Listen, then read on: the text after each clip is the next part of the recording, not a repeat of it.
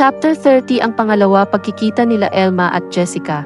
Kinabukasan pumunta sila Elma at Leah sa hotel para makipag-meeting sa mga deriko. Sa meeting area, habang naghihintay nila Elma at Leah sila Joe ay malalim pag-iisip ni Elma. Ang iniisip ni Elma tungkol sa sinabi ni Jane, tapos napansin ni Leah parang may inisip si Elma. Elma, are you okay? Sabi ni Leah. Okay lang po ako ma'am, medyo po kinakabahan. Sabi ni Elma. Bigla pumasok sila Joe at Sophia sa meeting area at nakita ni Joe si Leah. Leah, Sabi ni Joe. Joe. Sabi ni Leah. Hi, Tita Leah. Sabi ni Sophia.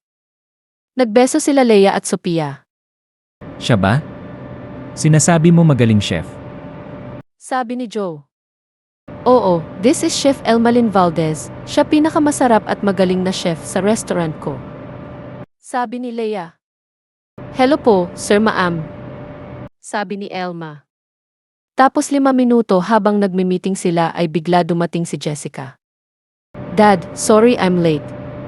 Sabi ni Jessica. It's okay. Anyway, Jessica, I want to meet new head chef of this hotel, Chef Elmalyn Valdez. Sabi ni Joe.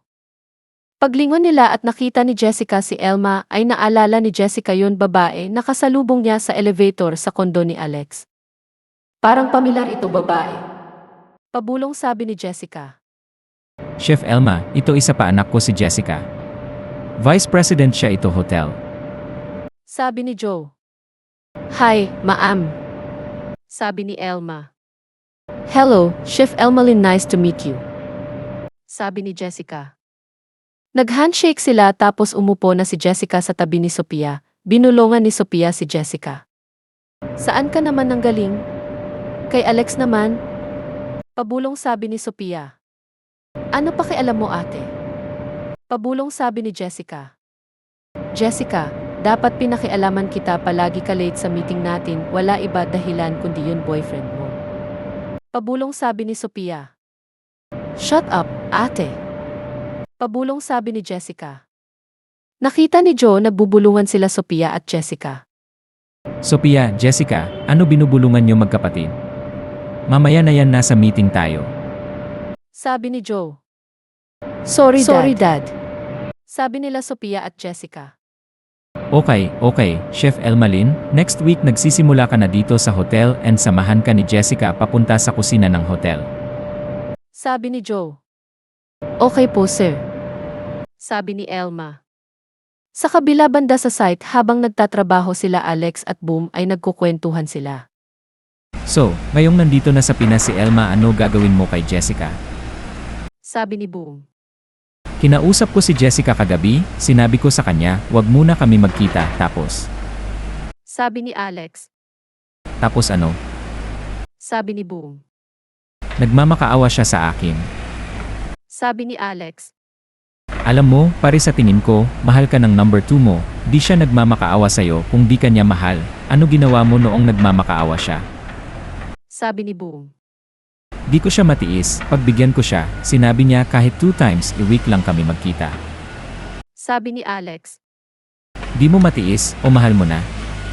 Sabi ni Boom. Ewan ko, siguro nasanay lang ako nandyan si Jessica. Sabi ni Alex.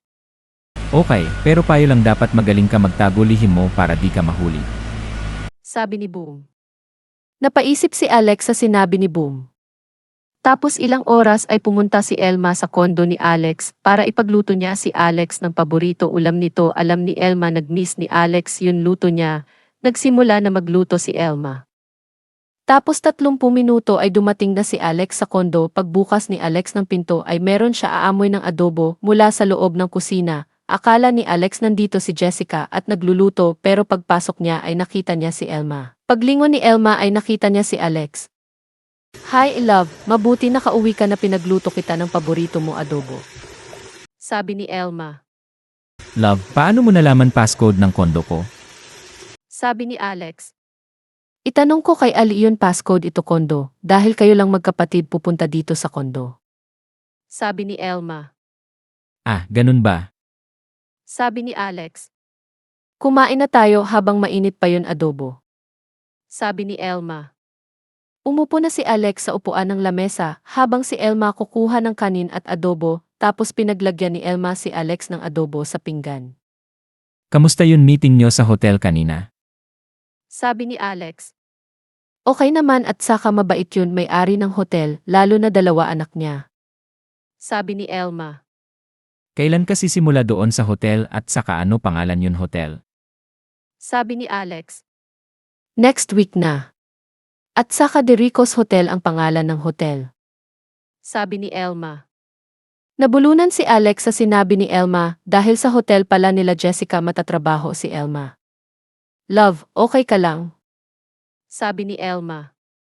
Okay lang ako medyo parami subo ko. Anyway ano ulit pangalan ng hotel? Sabi ni Alex.